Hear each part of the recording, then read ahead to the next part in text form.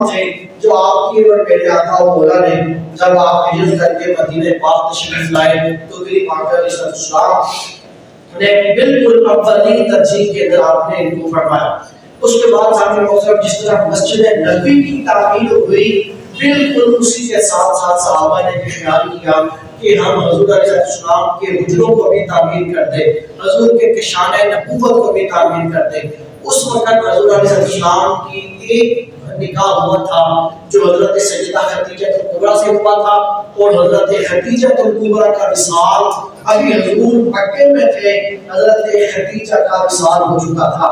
سامنے محترم پھر اس کے بعد حضور نے دوسرا نکاح فرمایا جو حضرت سودا بنت زمعہ سے آپ نے فرمایا۔ اس وقت حضور کی ایک ہی زوجہ محترمہ تھی جو حضور کے آنگن میں تھی، تو آپ کے لیے حجرہ تعمیر کیا گیا۔ حضرت سیدہ عائشہ صدیقہ رضی اللہ تعالیٰ عنہ سے آپ کا تیسرا نکاح ہوا، تو وہ نکاح آپ کا مکہ المکرمہ میں ہو چکا تھا، لیکن حضرت عائشہ کی رخصتی نہیں ہوئی تھی۔ حضرت عائشہ کی رخصتی ہوئی جس وقت آپ مکہ المکرمہ سے مدینہ تشریف لے آئے، اور مدینہ طیبہ میں تشریف لانے کے ہجرت کے 8 مہینے کے بعد شوال کے مہینے میں یا ذی القعدہ کے مہینے میں حضور تشریف لائے تھے مدینہ طیبہ میں ربیع الاول کے مہینے میں۔ ربیع الاول میں نے آپ کو بتایا تھا کہ 12 ربیع الاول تھی، سوموار کا دن تھا جس وقت حضور مدینہ طیبہ میں ہجرت کر کے تشریف لائے۔ تو دوستو ربیع الاول میں حضور تشریف لائے، مدینہ طیبہ میں آنے سے 8 یا 9 مہینے کے بعد شوال میں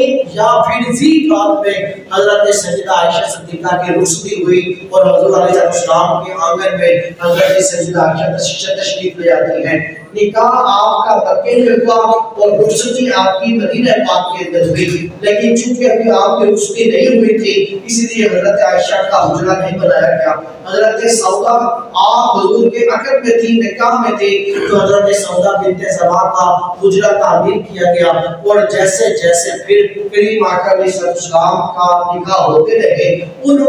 ازواج مطہرات کے حجرے تعمیر کیے جاتے رہے۔ آپ کے 11 ازواج مطہرات تھی، حضرت سیدہ خدیجہ کبریٰ کا وصال پہلے ہو چکا تھا، تو باقیوں کے حجرے مدینہ طیبہ میں مسجد نبوی کے ساتھ ساتھ تعمیر کیے گئے۔ حامل محترم اب یہ حجروں کی تعمیر ہوئی، اور یہ حضور علیہ السلام کے حجرہ اقدس اتنے سادہ تھے، حضور کے حجرے اتنے سادہ تھے کہ کچی دیواریں تھی، اور پھر چھتیں جو تھی وہ کھجور کی بنی ہوئی شاخوں سے اور ان کے ٹہنیوں کے ساتھ تھی۔ اتنے سادے میرے اور آپ کے آقا کے حجرے تھے۔ آپ اس چیز سے اندازہ لگائیں کہ جس وقت دور آتا ہے پوری بادشاہوں کا جب دور آتا ہے تو اس وقت حضرت صحابہ کرام کی اولادیں تھی جو مسجد نبوی کے اندر تشریف فرما تھی، تو خط آتا ہے ولید کا، اس وقت کا جو خلیفہ تھا وہ ولید تھا، اس نے خط لکھا مدینہ طیبہ کے گورنر کی طرف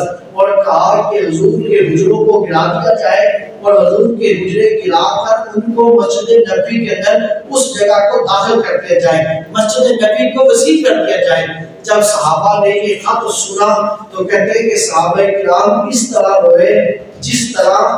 غالب لوگوں کو دوسری دفعہ اس طرح روتے ہوئے دیکھا گیا۔ صحابہ کو دوسری دفعہ ایک دفعہ صحابہ روئے اس انداز کے ساتھ کہ جیسے کوئی قیامت برپا ہو گئی ہو، اس طرح کوئی قیامت کا منظر ہو۔ تو اس وقت صحابہ کو دیکھا جس وقت حضور کا وصال ہوا تھا، اور دوسرا اس وقت صحابہ کو روتے ہوئے دیکھا گیا جس وقت بادشاہ وقت نے کہا تھا کہ مسجد نبوی کے ساتھ جو حضور کے حجرے ہیں انہیں گرا دیا جائے اور مسجد نبوی کو وسیع کر دیا جائے۔ صحابہ کرام نے جب اپنے محبوب آقا کی نشانیوں کو گرتے ہوئے دیکھا تو ان کی چیخیں نکل گئی اور یوں رو رہے تھے کہ جیسے حضور علیہ السلام کا وصال ہوا ہو۔ جس طرح حضور کے وصال کے دن روئے اسی طرح اس دن روئے جس دن حضور کے گھروں کو گرایا گیا، حجروں کو یہ نشانیاں مٹائی گئی۔ تو صحابہ کرام کا رو رو کے برا حال تھا۔ اور سامعین محترم حضرت امام حسن بصری کہتے ہیں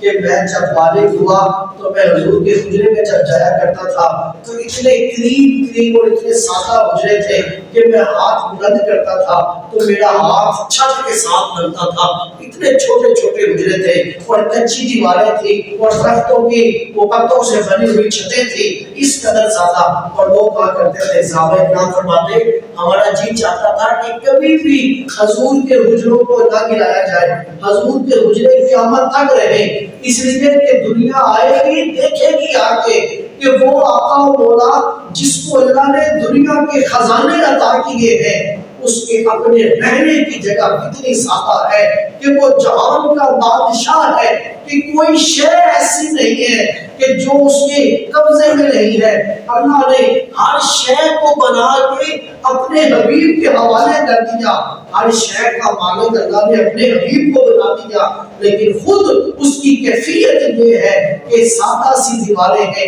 ایک چارپائی ہے، چٹائی کے اوپر حضور آرام فرماتے ہیں۔ حضرت فاروق اعظم رضی اللہ تعالیٰ عنہ فرماتے ہیں کہ ایک دن میں حضور کی کشان نبوت میں گیا حضور کو ملنے کے لیے، تو حضور چٹائی کے اوپر آرام فرما تھے، حضور اس کے بیٹھے تو حضور کی کمر کے اوپر چٹائیوں کے نشان لگتے ہیں، آپ کی کمر کے اوپر چٹائی کے نشان دکھائی دے رہے تھے۔ میں نے عرض کی کہ یا رسول اللہ وہ کیسر و کسرا کے بادشاہ نرم و گداز بستروں پہ سوتے ہیں جن کی تھوڑی تھوڑی سلطنتیں ہیں، آقا اللہ نے تو آپ کو پورے جہان کی بادشاہیاں دی ہیں اور آپ چٹائی کے اوپر سونا پسند فرماتے ہیں۔ حضرت فاروق اعظم سے حضور نے فرمایا تھا کہ اے عمر یہ دنیا ان لوگوں کے لیے ہے کہ جو